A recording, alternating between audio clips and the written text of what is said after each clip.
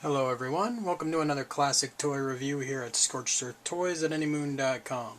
Today I'm reviewing Yamato's 1/72 scale YF21 toys as seen in Macross Plus. There are two versions of this toy available, a version 1 and a version 2. The differences between the version 1 and the version 2 are fairly significant, especially in fighter mode. Version 2 comes with a little Gould figure that fits in the cockpit. The cockpit on both toys is about the same. It opens up and shows you the seat within. But again, on version 2 you actually get a pilot figure to go in that seat. As you can see, the landing gear doesn't do a very good job staying down unless you close the door on top of it. No, it'll stay. Okay, so there is the cockpit closed. But the big difference here is the side view. There's actually a pretty sleek profile for the version 2 toy, and that's because the legs rotate sideways when they go into the bays. On the version 1 toy, the legs stayed straight up and down, and so the bays bowed way out, and so you have a very thick profile. I'll have pictures of that on anymoon.com. So version 2, definitely a better fighter mode. Somewhat inexplicably, version 2 has more of a purplish color. In person, I don't know how well it'll show up in these lights. The version 1 toy had a bluer color, so a lot of people prefer the version 1's color, but the version 2's fighter mode. Version 2 also came packaged in fighter mode. Version 1 came packaged in Battroid, but version 2 came with fast packs. The fast packs on a YF21 toy are just plain silly, really. There's some sort of attachment that clips onto the fins.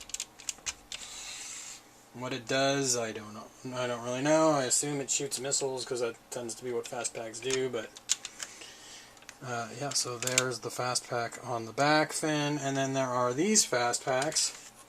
I'll go into more of these when I get to Battroid mode, but they just clip in. Oops. Here's the landing gears that are nicely integrated here. So you open up the bay, you close these guys, and then you can put your fast pack on. And it's got two pegs, so it attaches fairly securely. But as you can see, it does eliminate your bottom landing gear. So what Yamato did to resolve that was they gave you, 1 second please,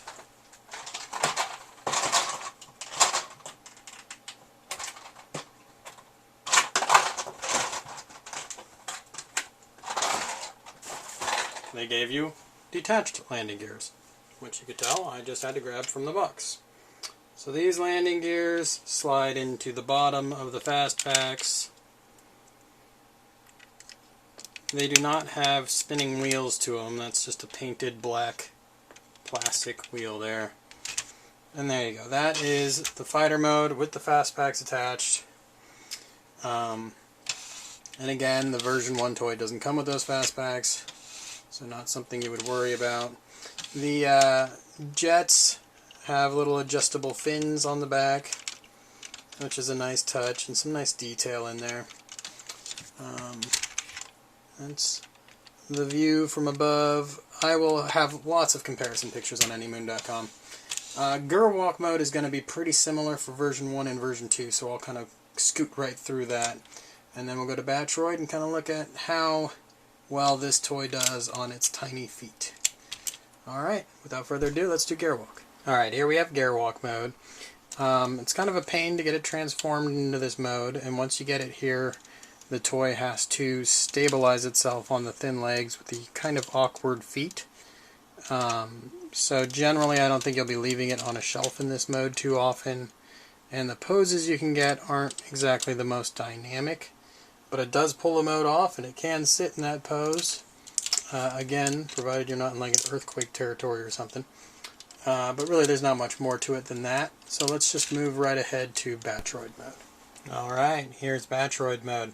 If you have a first edition version of this toy, there is no gun that comes with that toy.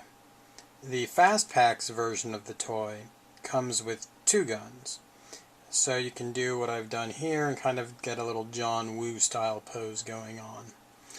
Now, the guns can be a little finicky, but they're kind of neat. They have a grip that flips downward. We'll flip it upward here. Then you have this little like hand shield that comes down, and then it collapses like that so that it can fit within the super part, the leg bay cover super part, which, I don't know, you gotta really question these super parts on the Macross Plus designs by Calamari. But alright, so here is the shell that goes over the bay. You take the gun and you put it together like so. 1 second. Alright, so that would be how it looks in fighter mode. The weird thing about that is you have to take this thing off and pop it out when you're going to Battroid mode to get to your gun. Now you can see the hand that grips the gun. You can see the shoulder has a full range of motion, but it does bump up against this big black back plate. Your elbow is extremely limited. Your hips have these big bay doors on them, which makes them a little more limited. Plus the giant back of the toy limits it. The knees are very stiff, and not a whole lot of angle they can get to. You do have some forward angle for Gerwalk mode. There is a little rotation at the hip, and it does let you get pretty aggressively A-stanced. There's also a little bit more rotation above the ankle. Or no, it's right there above the ankle. And that helps a lot, because as you can see, the feet are pretty small. The legs are all metal. Some good heft towards the base of the toy. The inner chest area is also metal. And that's kind of how that weight gives it some stability in Battroid mode, but as you can see with me fighting it here, it's kind of difficult to pose. You're probably not going to leave it on a shelf in Battroid mode, because as soon as something knocks the shelf, you will have this on your shelf. Not quite an exciting display piece. So overall, I would say the YF21 toys were better than the YF19 toys. The YF21 toy improved a lot from version 1 to version 2, especially in fighter mode with that much sleeker profile. But still, huge room for improvement here. Still some durability issues, still some paint chip issues, but nowhere near as bad as on the YF19. I did have one split during transformation around the intakes on me.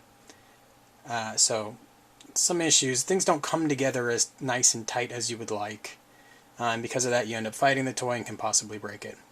So, if you're looking for a fun toy to play with, I advise you to avoid all of the Yamato's 172 releases. But if you're looking for a YF21 collector's piece with a lot of die-cast and perfect transformation, then this fits that bill. Generally speaking, for the money, there's much better toys you can buy out there. So only die-hard collectors need apply these days to this funky toy. Visit anymoon.com. I'll have line art comparisons to other toys, and some pics where I tried to get this thing into a more fun pose. Thanks for viewing.